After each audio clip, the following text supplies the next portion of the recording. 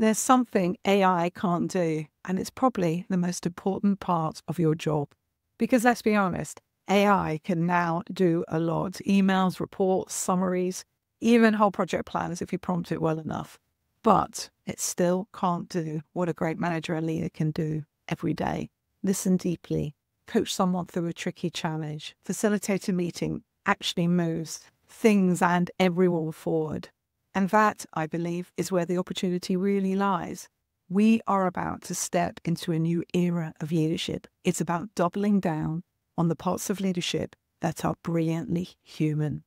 In this video, I'll walk you through how AI is changing the landscape for leaders at work and what that means for you as a manager and leader. We'll look at where AI can help you and where it can't, and the leadership skill that will still set you apart. Plus, I'll share one small step that can help you stay ahead without burning out in the process. This shift is huge. You've probably heard the stats: knowledge work getting automated, AI agents doing tasks in seconds. And just last week, Dario Modi, the CEO of Anthropic that makes Claude, stated that AI could eliminate 50% of all white-collar entry-level roles within the next 5 years, potentially pushing unemployment rates up by 10 or 20%. He also urged the US government to consider levying taxes on AI companies. If, like most of my clients, you work in the knowledge-based industries, in strategy, marketing, sales, operations, HR, product, finance, you name it, AI is coming through your workplace like a rocket over the next 5 years. And the old rules, they are just going out of the window, because for years, your edge as a leader came from being an expert. Knowing the numbers, you could explain the processes and what's going on. You were the person with all the answers. Now, that kind of expertise is available to everyone. If they can type a half-decent prompt into ChatGPT, they'll find the answer. I've added AI into my workflow through practice and experimentation, and I found it helpful to think of it like a bullseye. In the outer ring, I started with the low-risk, time-saving tasks, things like summarizing meeting notes, generating first drafts, or reformatting a plan. They're non-sensitive admin-style jobs where a bit of automation makes life much easier. These are easy wins, and they gave me some quick time back. I was a bit more confident and understood the tools better. I moved into the middle ring, and that's where I started using AI for things like research, planning, and idea generation. Still safe, still me in control, but with AI now acting like a thinking partner, not just a tool. And here's what I realized after a few months of testing and tweaking. There's the center of the bullseye, and that's what I call the human zone. These are the things I intentionally will not delegate to AI because they're too important or too human. They're too me. Think of a sensitive conversation with a stakeholder, or a coaching session for me with my clients, or for you with a team member, or going and spending some time just chatting with your team as they navigate a meaty problem. And as a consequence, you learn more and you build trust in your team. That's your human zone. It's the part where you make sense of complexity, where you connect with others, you notice what's not being said and pick up on it, and you lead. AI can support you around the edges, but it can't replace who you are in the middle. And that's where your leadership still wins. So I believe leadership isn't disappearing. It's just going back to its roots. Your job now is not to know everything. Your job is to lead when things are uncertain, to connect people, build clarity, coach performance, and facilitate and make decisions. This human zone is the bit where you sense when someone's not quite right, where you run a team meeting that ends up feeling energized and everybody is up for the challenge, where you coach someone to solve a problem instead of solving it for them.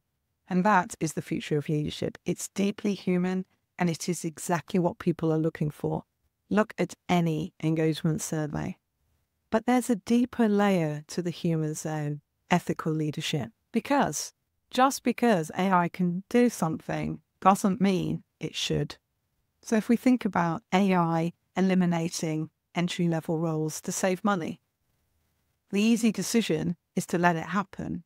But the leadership question is, well, what happens to our pipeline of future talent? How do we develop the next generation? Ethical leadership means asking the harder questions, thinking beyond this quarter's numbers to what we're building for the future. That's strategic thinking AI cannot do because it requires values, judgment, and a care for people's futures. That's the kind of leadership that people will remember and I think is needed, and I think many people are crying out for. However, here's the thing I see all the time. Managers and leaders like you, smart, capable, ambitious, they want to lead this way, but they're stuck. Not because they don't care and not because they're not capable, but because they're too deep in the reactive zone. Drowning in emails, fixing all those fires, prepping slides, squeezing in the odd performance conversation between back-to-back meetings. Ask yourself right now, how much time do you have planned in your diary this week to think? Hands a plan. When I ask this question in workshops, I get everyone to open their calendar and look. In my experience, coaching hundreds of managers over a decade, less than 15% have any scheduled thinking time in their week. And most admit they'd completely sacrifice it for the next short-term issue that comes along. Hence, that's why I say most managers are stuck. The less you find even a small way out of that zone, you won't change fast enough to keep up. That's why systems matter, and I go on about them so much. Systems aren't about being rigid. They're about creating space, simple, repeatable ways of working that keep you focused on what is important and what you can do. This is exactly why I created Manager OS, because I kept seeing brilliant managers wanting to coach and lead, but never finding the time. So the first thing I teach is quarterly planning, not because planning is sexy, but because it's the fastest way to move from reacting to everything to choosing what matters. And when you start leading on the front foot, and this is especially important now that AI can flood you with options, you need to make time to do the things only you can do. Coaching, I believe, is one of those human skills every manager needs to develop, and it will only become more valuable in an AI world. You've probably seen my Grow coaching videos. They're some of the most watched ones on my channel. And that's no accident, because being able to coach someone through their own thinking, to help them get clarity, help them with commitment, help them with their confidence, it's such an incredibly valuable skill set. And AI can't do that. It can generate a good list of questions, but it can't build trust in a moment of doubt. It can't hold someone accountable, and it can't give a little word of praise or encouragement when you see someone get out of their own comfort zone and try something new.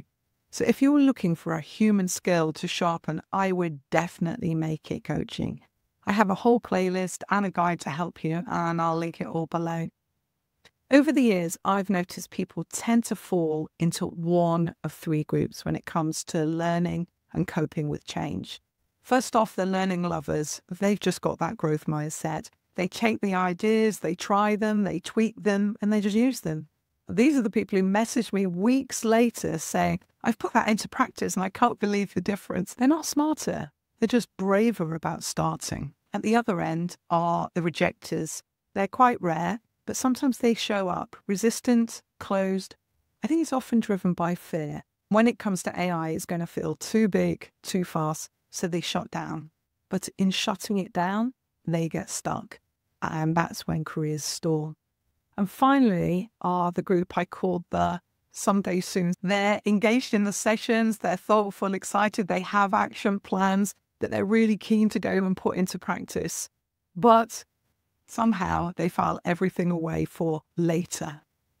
But later keeps getting pushed back as new priorities emerge. The current workload becomes the perfect excuse to stay in their comfort zone. When I'm talking with them afterwards, they tell me, I meant to try that, but just, a big piece of work came in.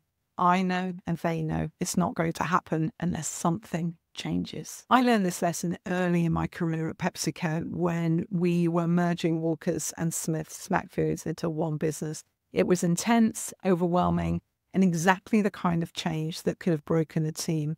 But our leadership worked together to create an extraordinary team, crystal clear on what we were there to do. absolute alignment between managers and teams, and relentless focus on developing people through what was often chaos. Even though it was such hard work, I was so proud to be part of that team. People who were there still talk about it decades later because we didn't just survive the change, we thrived through it. And that's what leaders can do now with AI. Create an environment where your team knows what matters, feels supported, and can focus on their best work while the world changes around them. So where do you want to be? When it comes to being a leader who thrives in this emerging AI world, you need to crack on and get familiar with AI and understand what it can and cannot do. You need to experiment. And if you're sitting there thinking, this all sounds great, Hannah, but I have no idea where to start, I've made something for you. It's completely free. A short practical guide on how to safely start using AI and save time as a manager. No tech jargon, just real use cases you can try this week, because it isn't about becoming a tech expert. It's about freeing up time to become the leader you already know you want to be. So the real question isn't, what will I do with AI? It's, what will you do now that AI can do so much? Use it to free up your time. Use it to stop drowning in admin. And then use that time to double down on the human zone, the stuff that really moves people: trust, clarity, coaching, strategic thinking. And if you're ready to get serious about getting out of the reactive zone and find that time, take a look at this video that explains the exact system I teach in my Manager OS course. It's all designed to help you reclaim your time and lead with confidence.